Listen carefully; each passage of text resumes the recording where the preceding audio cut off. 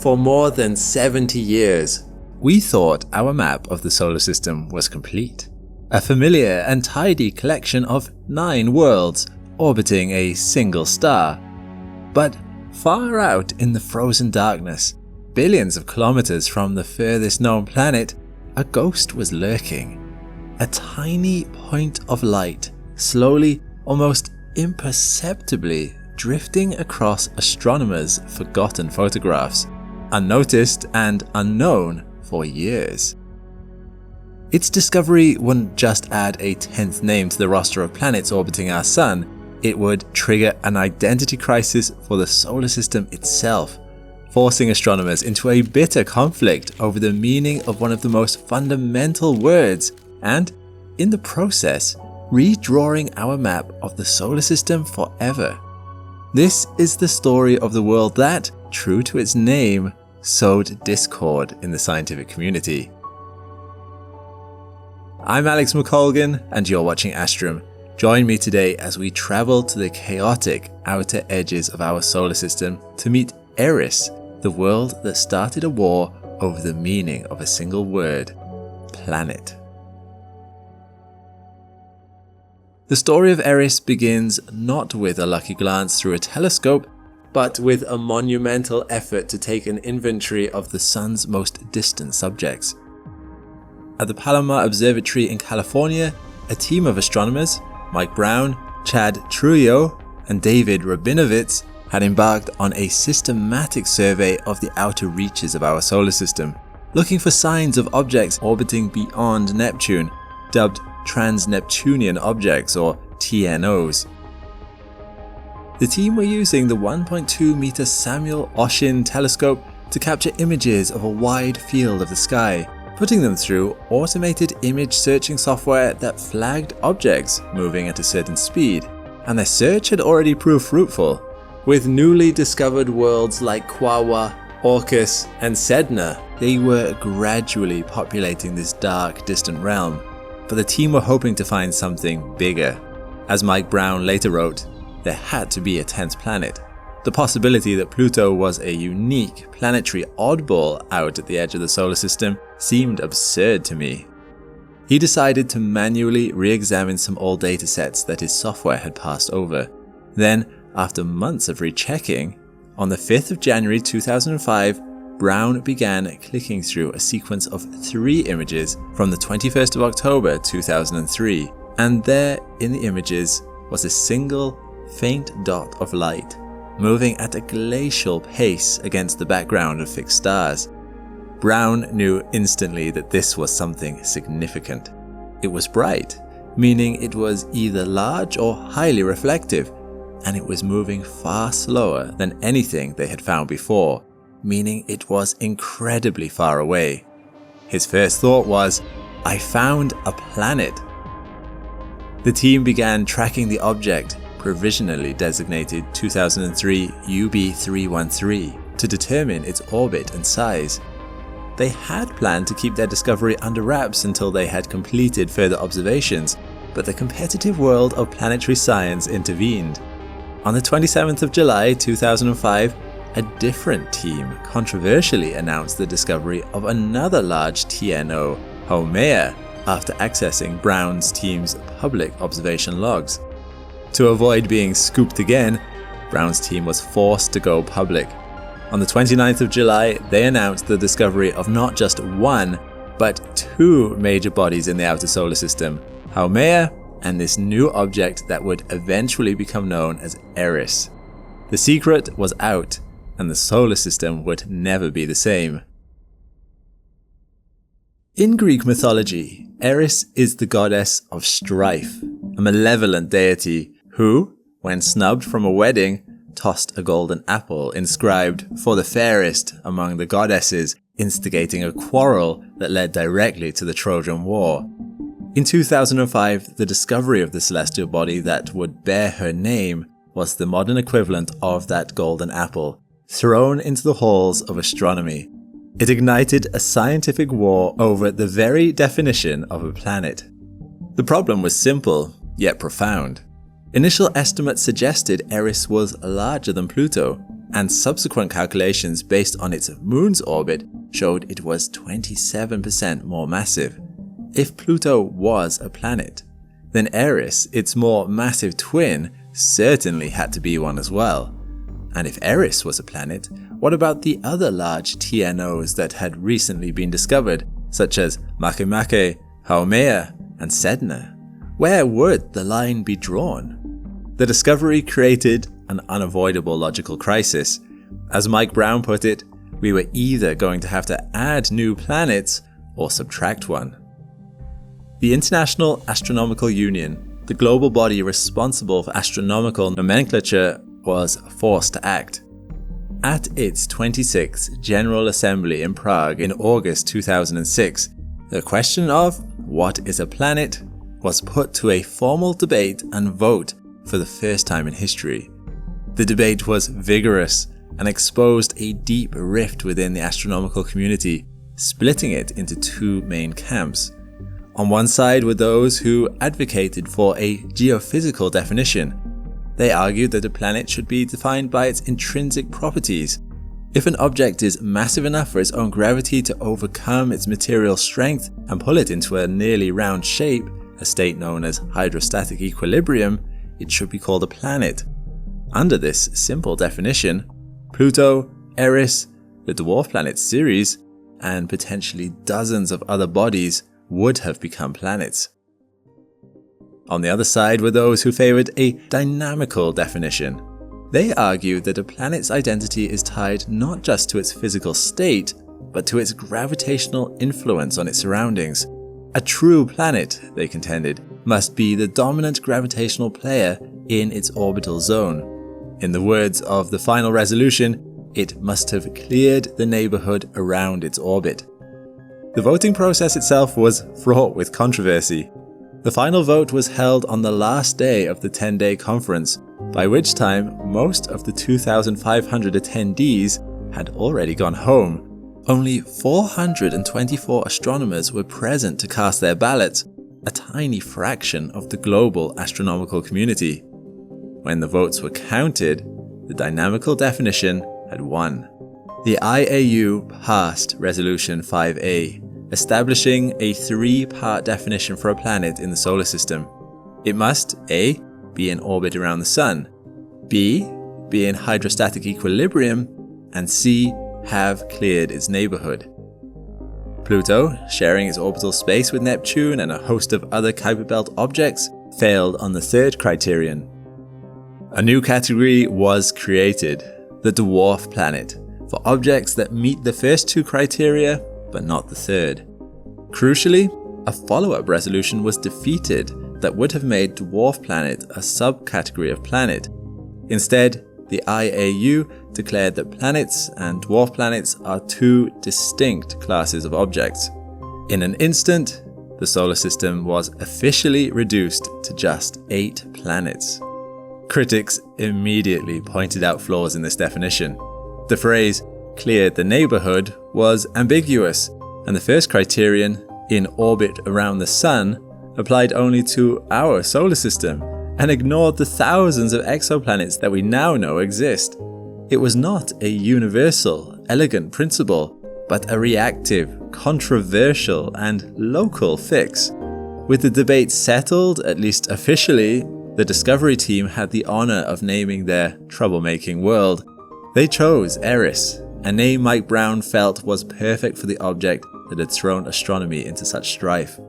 The name was formally accepted in September 2006, cementing the legacy of this distant world as the celestial apple of discord. If Pluto could think, it would no doubt have found itself disappointed at no longer being a planet anymore. But with the change came many winners. For instance, Ceres, formerly considered an asteroid, was able to take its place among the new rank of dwarf planets in 2006. Are you looking for a similar change? Not into a dwarf planet, that might be a bit silly, but into more of a maths person, a problem solver, or are there skills you want to develop? Then you should take a look at Brilliant, the sponsor of today's video. With Brilliant, such transformations are possible. I love how their online courses help you learn visually and interactively, with content designed by MIT, Harvard, Stanford, Caltech, and Google researchers. I've tried their science courses and had a lot of fun with them, and it's actually personalized to you with tailored practice sets and starting difficulty. Anyone can master these skills as long as they're taught the right way. So if you're looking for a New Year's resolution that actually ends in a aha moment, scan the QR code or click the link brilliant.org/Astrum in the description to get started on Brilliant for free. You'll even get 20% off an annual premium subscription, giving you unlimited access to all Brilliant has to offer. Having established its role as a cosmic disruptor, it's time to journey to Eris itself and understand the nature of this renegade world. Eris does not reside in the relatively stable, disk-like Kuiper Belt, the home of Pluto and many other icy bodies. Instead, it belongs to a far more chaotic and wild region known as the Scattered Disk. The Scattered Disk is a vast, sparsely populated halo of icy objects with extreme orbits. These are the solar system's outcasts, bodies that likely formed closer to the Sun but were gravitationally scattered into their current paths by Neptune as it migrated into its current orbit billions of years ago. Eris's orbit isn't a circle like you might expect, but a huge ellipse that takes it 557 Earth years to trace. At its closest approach, or perihelion, Eris comes within about 38 astronomical units of the Sun, roughly the same distance as Pluto's average orbit.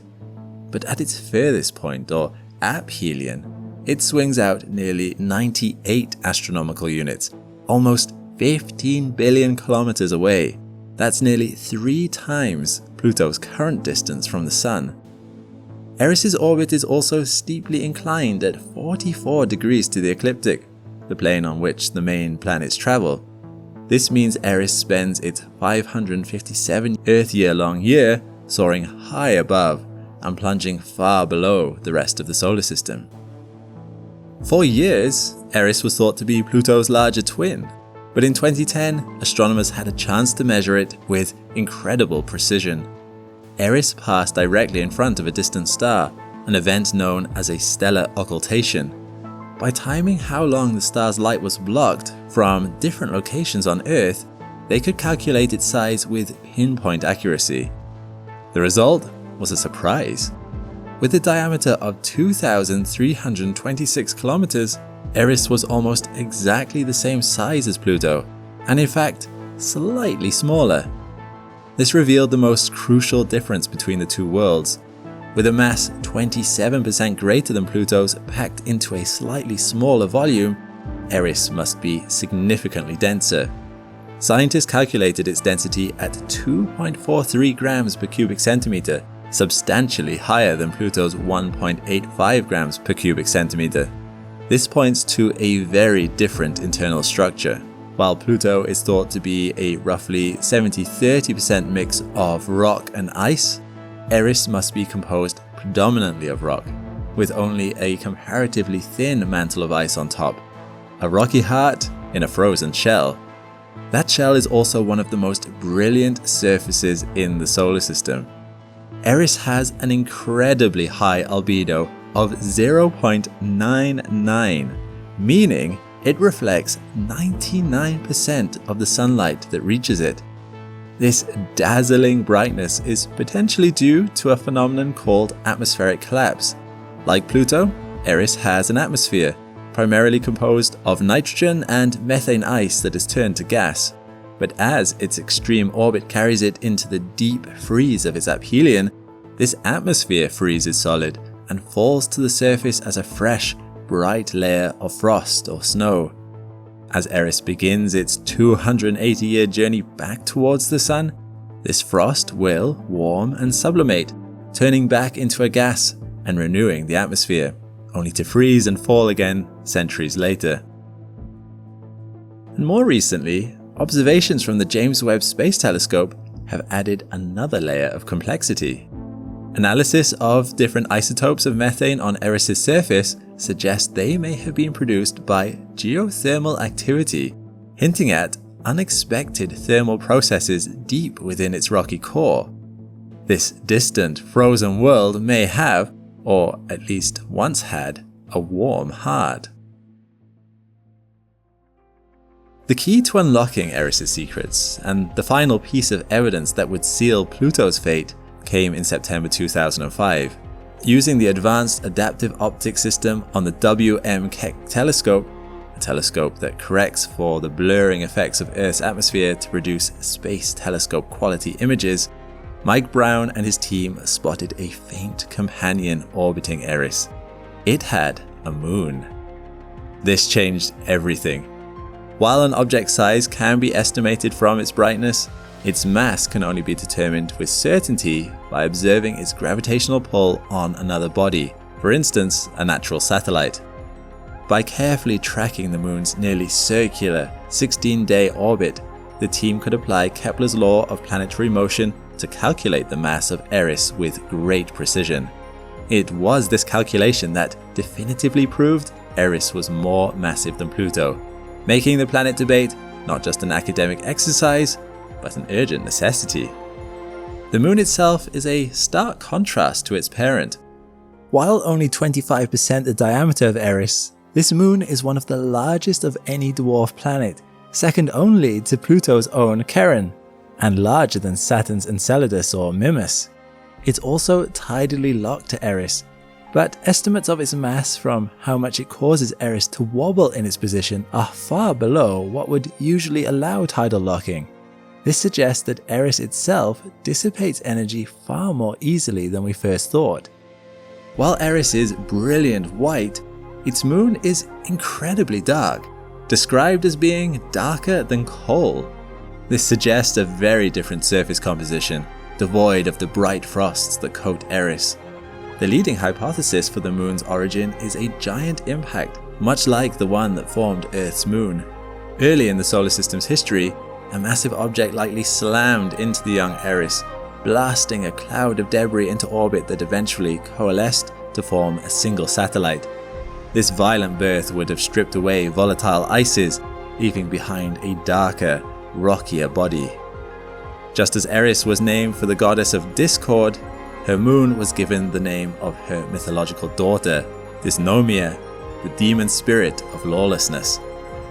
The name is fitting for a moon born from chaos, orbiting a world that overturned the established laws of the solar system. In the years since the 2006 vote, Mike Brown has earned the name the Pluto Killer. But this misses the true legacy of his discovery.